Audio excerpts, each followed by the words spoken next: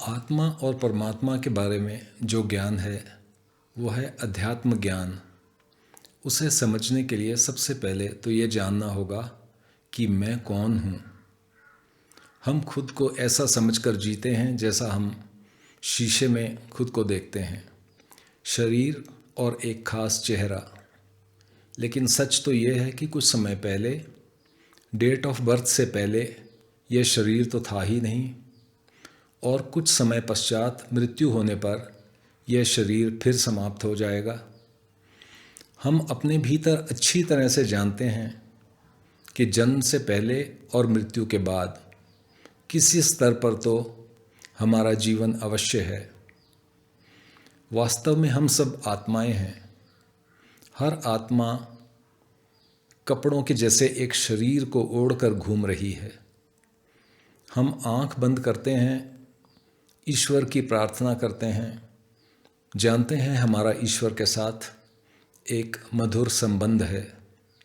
हमारे भीतर यह भावना प्रबल है कि ये ज़िंदगी उस ईश्वर की कृपा से ही तो चल रही है।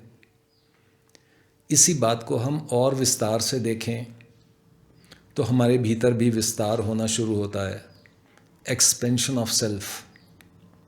जैसा मैं हूँ वैसे ही तो चारों तरफ जितने भी लोग हैं, सबका ईश्वर के साथ वैसे ही धागा जुड़ा हुआ है।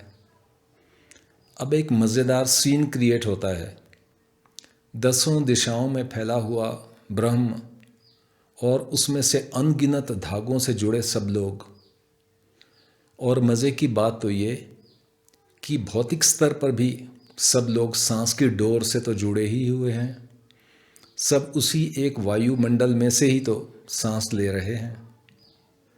और विस्तार करें, सभी प्राणी, पशु, पक्षी, कीट पतंगे, पानी में रहने वाले जीव, सभी उसी हवा में से सांस ले रहे हैं। सबकी जीवन डोर उसी परमात्मा के साथ ही जुड़ी हुई है। ये पूरी प्रकृति, पूरा जगत एक ब्रह्म से परिपूर्ण है। उसी से हर प्राणी का जीवन जुड़ा हुआ है। तो एक बार फिर से पूछें, मैं कौन हूँ? तो मैं हूँ आत्मा।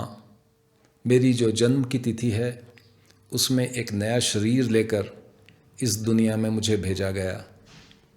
मेरा अस्तित्व सागर की बूंद की तरह प्रभु के साथ हर पल जुड़ा है।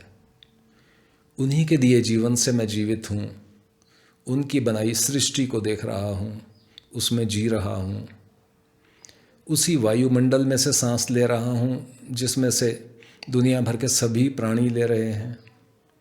चारों ओर बस एक ब्रह्म, पार ब्रह्म परमेश्वर, सर्वलोक महेश्वर। लोका समस्ता सुखिनो भवन्तु। लोका समस्ता सुखिनो भवन्तु।